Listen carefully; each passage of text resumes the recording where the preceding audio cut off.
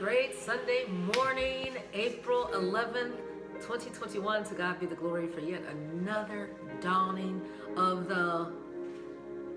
this is the second Sunday of April. We thank the Lord for another opportunity. Listen, God has plans for each one of his children. We are here for a reason. We're excited. This is the beginning of a new week. We don't know what's going to take place, but we give the Lord the first fruits of our day. When we wake up, the first fruits of our life. We don't want to wait till, it's the 11th hour to say like, oh Lord, I accept you into my heart after we ask for forgiveness. No, we don't want that 11th hour. We want to be able to enjoy the blessings and abundance of the Lord while we are young, while we're in our prime. Remember where there was a prophecy of Eli's sons being eliminated, his family, in the prime of their life? We don't want that. No, we don't want to wait. We want to give the Lord our best in our prime. And our prime is while we're living, while we're breathing. So we thank the Lord for another opportunity, another day.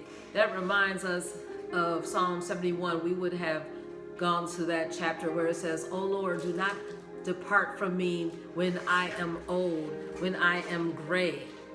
It says, verse 18, forsake me not until I have showed this generation what? Your strength and your power for this time and for those shorties coming behind us. So that's why we're excited. We want to pass the baton because this life, vapor, but for them, we want them to know that you are with them always. Well, we're in 1Sam.10, and this is when Samuel anoints Saul. It says that he poured oil on his head and kissed him. And he said, the Lord hath anointed thee to become captain over his inheritance. And it says in verse 6, and the Spirit of the Lord will come upon thee, and thou shalt prophesy with them, and shall be turned into another man. Woo! Do we want to be turned into another creature? Well, when we believe in the Lord, it says, behold, all things become new. Yes, the Lord can make everyone new, give them a new heart. And it says that God is with thee. And in verse 9, and it says, and it was so when he had turned his back, when Saul was about to leave from Samuel, God gave Saul another heart, and all those signs came to pass. And he went back to his people, and Samuel declared that Saul was to be king. But guess what Saul was doing? Remember Saul with his handsome, goodly self, tall? Saul was hiding behind some luggage. He was, I guess, I don't know, self-conscious or afraid. But listen, you better stand up in the boldness of the Lord because he has great things for all of us. What do you have to say about this, Timothy? Because like I said, we used to look at the Willis Tower and I'd be like, that's Saul. He's so tall, and the Lord blessed you with height. And he has blessed you to do great things, have talents, and we don't know what you're going to do in your future, but you got to be excited. Most important, you have to have the Spirit of the Lord in you. What do you have to say about this?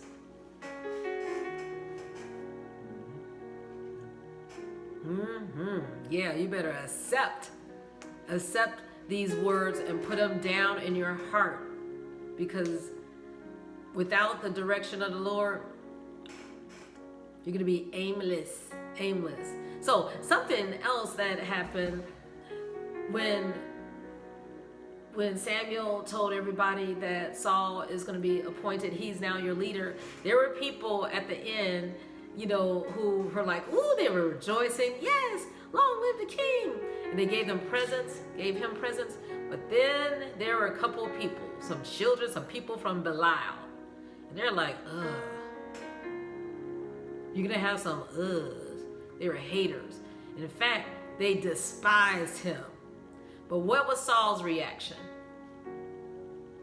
No, he didn't do what Samson did. He didn't like It says, this is what you want, Timothy. It's the last 5 words of verse 27. He knew that they despised him, but he held his peace. There are going to be some things happen this week that is going to push your buttons, that's going to irritate you, that's going to frustrate you. People are going to, just say stuff, type stuff. Y'all all live on the computer and social media, whatever. I don't know.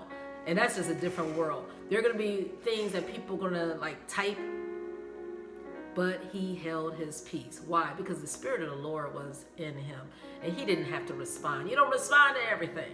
You don't even take it in. So that's why you hope in the Lord continually. You look to him, for thou art my hope, thou art my trust from my youth. That's Psalms 71:5. That's why you can do great things, because it's God in you. You put your trust in him. Anything about that, Timotheus?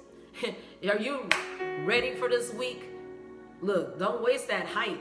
I always used to say, yeah, you're tall in inches, but be more tall in light, not in height.